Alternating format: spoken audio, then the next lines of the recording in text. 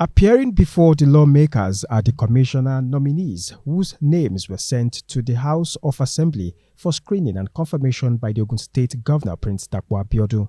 Former Commissioner for Housing Jagumolu Jamiu Omoni assured of improved service delivery, recalling that the ministry under his supervision during the first term developed over 2,000 affordable housing facilities in 5 different locations across the 3 senatorial districts of the state, resulting in over 3,000 direct labor jobs for the artisans, which in turn contributed to the state's GDP.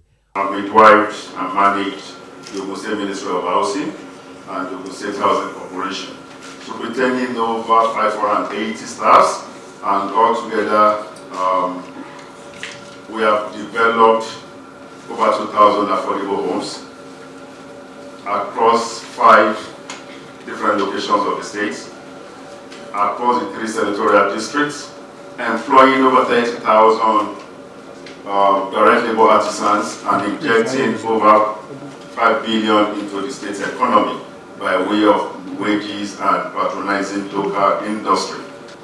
What we have today is in Ogun State, in terms of affordable housing delivery, it's something that has never happened since the creation of Ogun State.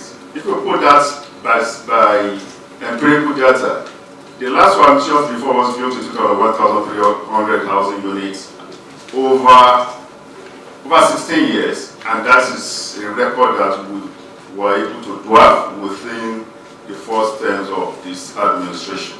And it's everywhere, and I can go to say that yellow roof dots the skyline of Ogun State all across board. Also, the former Commissioner for Justice and Attorney General Oluwashino Ogungbade recalled that the Ministry of Justice had put in place a committee to address sexual violence against women and minors, stressing that other drastic measures were being put in place to reduce time spent in awaiting trials by criminal suspects. With regards to child and marriage, I think the issue is broader than that. Like I said, there has been an upsurge of sexual exploitation of children, and it cuts across. It's not basically males molesting females. I had a serious case of a father who supervised his 5-year-old child boy to the point of death.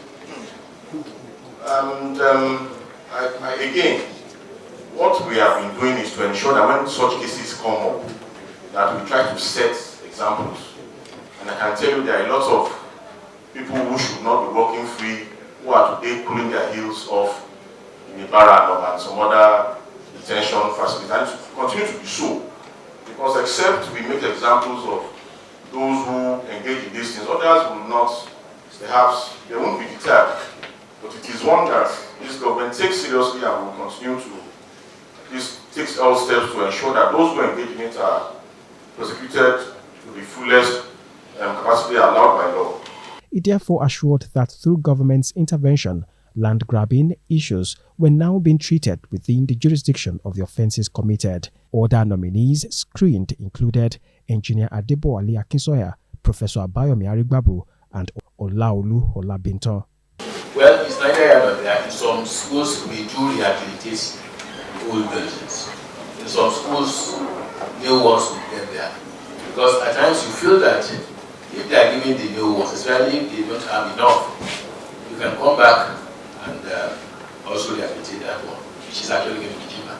Because this intervention, in most cases, some of those interventions actually this UBEC, state government collaborative intervention.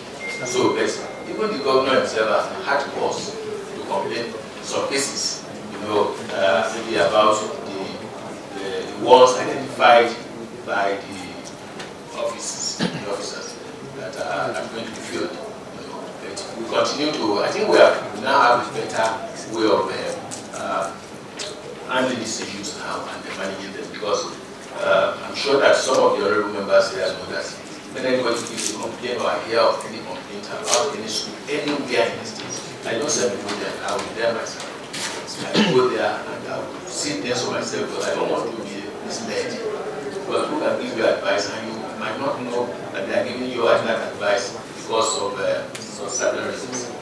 I was sure now Right now, that particular project is under contract to JB.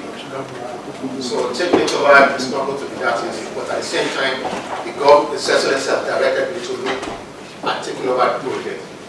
So on the state side, I know last year we walked from the toll gate to Singa to make it moderable right now.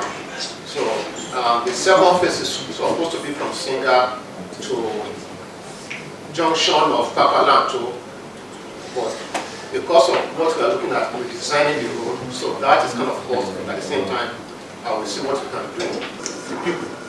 I was made to realize early in my life that politics is about assisting the downtrodden. Therefore, distinguished members, I see this nomination as a call to service, to serve the good people of Ogun State. Mr. Speaker, you will recall about 3 years ago I was in this honorable house when the governor nominated me. I was here, I was clean, and I was clear. The governor sent me to the Ministry of Community Development and Cooperatives. The responsibility of that ministry is making sure that we have enough CDA in Ogun State. As at the time I was the commissioner there, we didn't have enough CDA in Ogun State. And during that time I was able to significantly increase the number of CDA we have in Ogun State. In the magnanimity of His Excellency, he reappointed me as a commissioner, and I was sent to the Ministry of Local Government and Chieftaincy Affairs. In that ministry, distinguished members, I also tried my best to make sure I add value to that ministry. The Speaker, while commending their nominations, challenged them to live up to the expectations of the office, emphasizing that it was important to ensure the holistic achievement of affordable education system and improved access to justice dispensation. He equally called for additional operational equipment to dredge river and canals across the state to address the incident of perennial flooding in some communities, just as he urged the Attorney General designate to set up legal measures towards the immediate implementation of the state anti-land grabbing law to curb the excesses of land grabbers across the state. Just before us are one of the best that we have in the state. We have Professor, we have the Senior Advocate of Nigeria, we have someone that has been a 3-time member of the Federal House of Representatives, and so on. And funny enough, all of them that have before us have at one time or another been commissioner in the state, having been cleared by this house. In their separate remarks, lawmakers commended the nomination by the governor, counseling that the nominees should not rest on their oars, rather strive towards evolving and implementing more policies and programs that would improve living standard of the people of the state.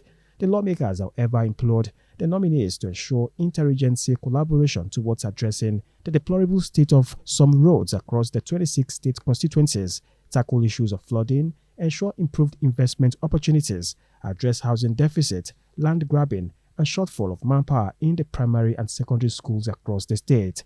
According to the lawmakers, the nominees, if confirmed by the Assembly and sworn in by the governor, they should always accord due recognition to the legislative arm of government as a partner in the development of the state, pointing out the need for sustained collaboration on the various policies and programs of government through their ministries.